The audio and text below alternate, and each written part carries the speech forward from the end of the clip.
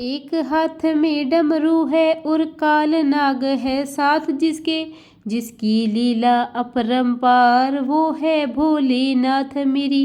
प्रणाम भक्तजनों, आप सबको सावन शिवरात्रि की हार्दिक शुभकामनाएं।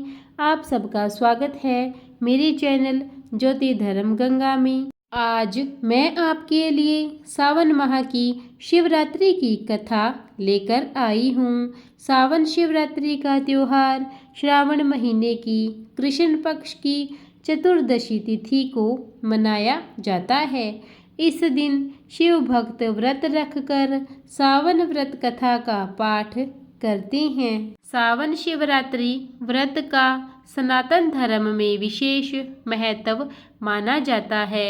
मान्यता है कि इस व्रत को करने से मनुष्य जीवन के सारे दुखों से दूर हो जाते हैं और भगवान शिव की विशेष कृपा प्राप्त कर लेते हैं।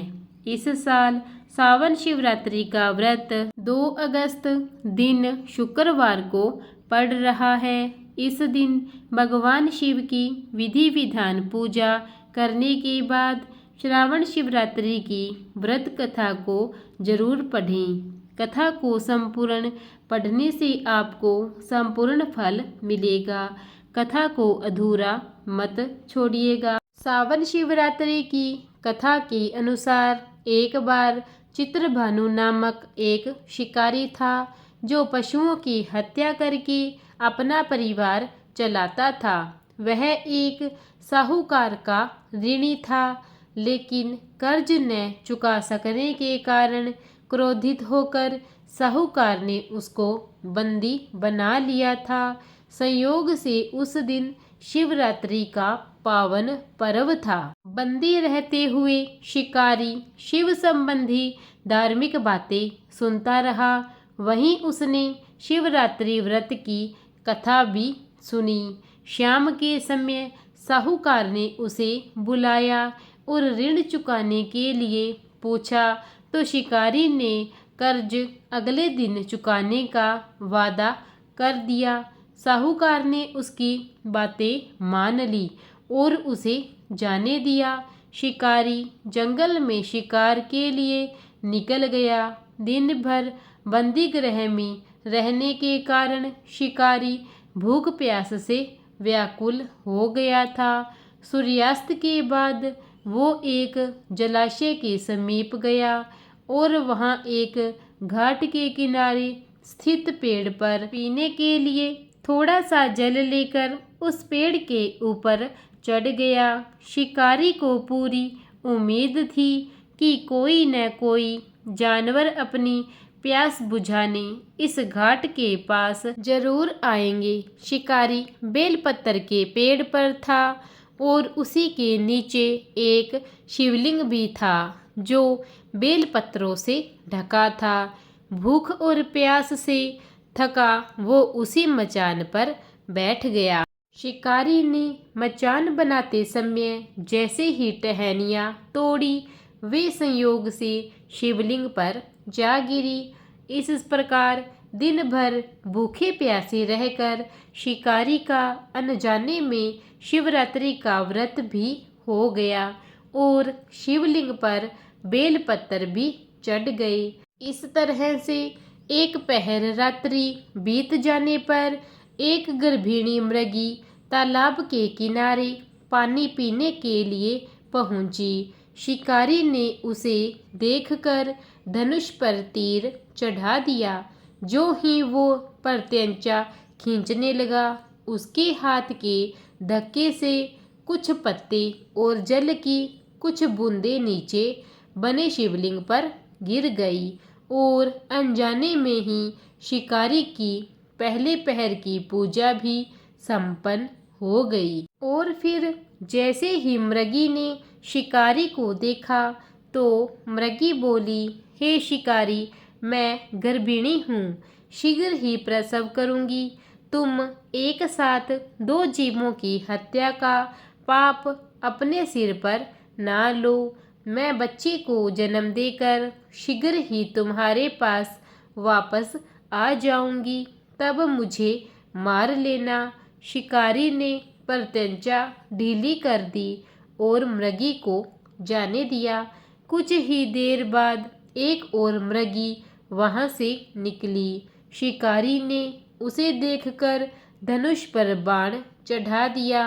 इसी तरह से शिकारी से अनजाने में कुछ और बेलपत्र शिवलिंग पर जा गिरे और अनायास ही शिकारी की दूसरे प्रहर की पूजा भी हो गई। वह मृगी भी विनम्रतापूर्वक शिकारी से बोली और निवेदन किया कि मैं थोड़ी देर पहले ऋतु से निवृत्त हुई हूँ, अपने प्रिय की खोज में भटक रही हूँ।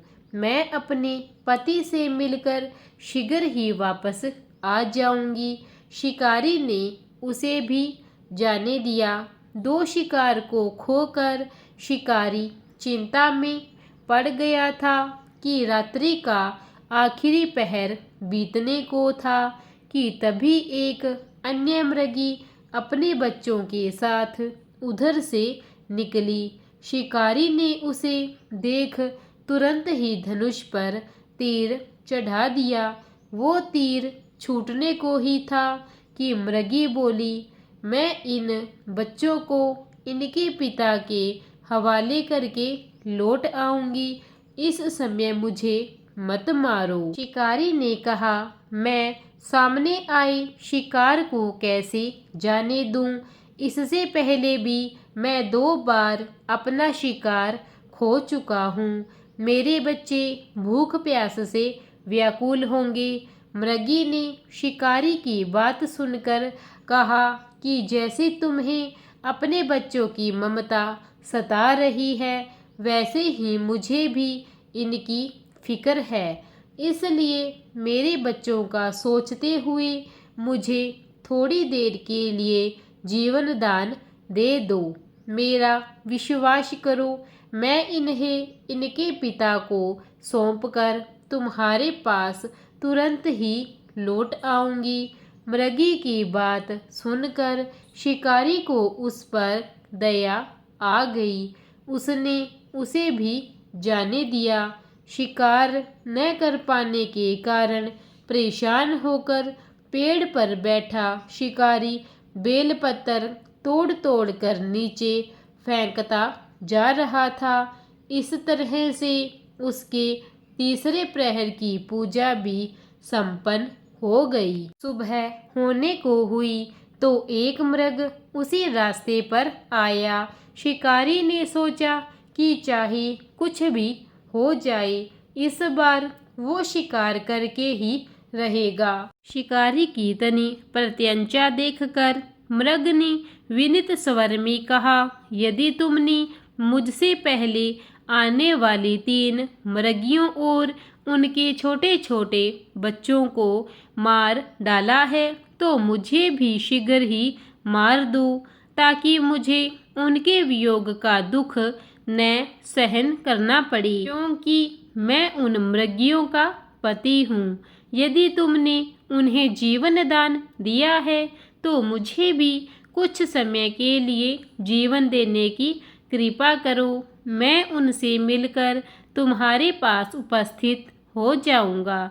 मृग की बात सुनकर शिकारी ने मृग को सारी बात सुना दी।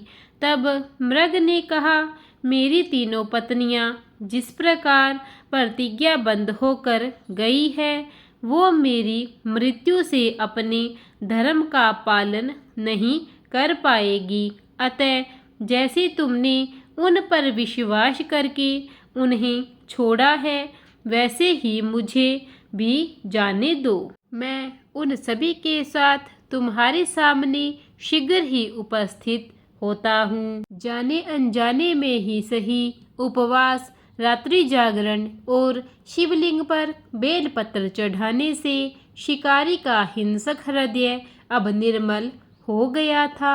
उसके हाथ से धनुष छूट गया और उसने मृग को जाने दिया। थोड़ी देर में वह मृग सपरिवार शिकारी के सामने उपस्थित हो गया, किंतु जंगली पशुओं की ऐसी सत्यता और सामूहिक प्रेम भावना देखकर शिकारी को बड़ी गलानी महसूस हुई। उसके नेत्रों से आंसू निकलने लगे। उसने मृग परिवार को जाने दिया और अपने कठोर हृदय को जीव हिंसा से सदा के लिए हटा दिया। शिकारी के ऐसा करने पर भगवान शंकर ने प्रसन्न होकर उसे अपने दर्शन दिए और उसे सुख समृद्धि का वरदान देकर गुह नाम प्रदान किया। ये वही गुह था जिसके साथ भगवान श्री राम ने मित्रता की थी। इस प्रकार शिवरात्रि पूजन पौराणिक व्रत कथा समाप्त होती है। प्रेम से बोलिए ओम नमः शिवाय, हर हर महादेव। प्रिय भक्तजनों, अगर आपको मेरी यह कथा अच्छी लगी हो तो इसे ज़्यादा से ज़्यादा लाइक कीजिए, शेयर कीजिए और कमेंट में हर हर महादेव लिखिए। और अगर आप मेरे चैनल पर नए हैं, आपने अब तक मेरे चैनल को सब्सक्राइब नहीं किया है तो कृपा करके उसे सब्सक्राइब अवश्य कीजिए और बेल आइकन भी दबा दीजिए ताकि नित्य मेरी सभी वीडियो के नोटिफिकेशन आपको सबसे पहले मिलते रहे। धन्यवाद।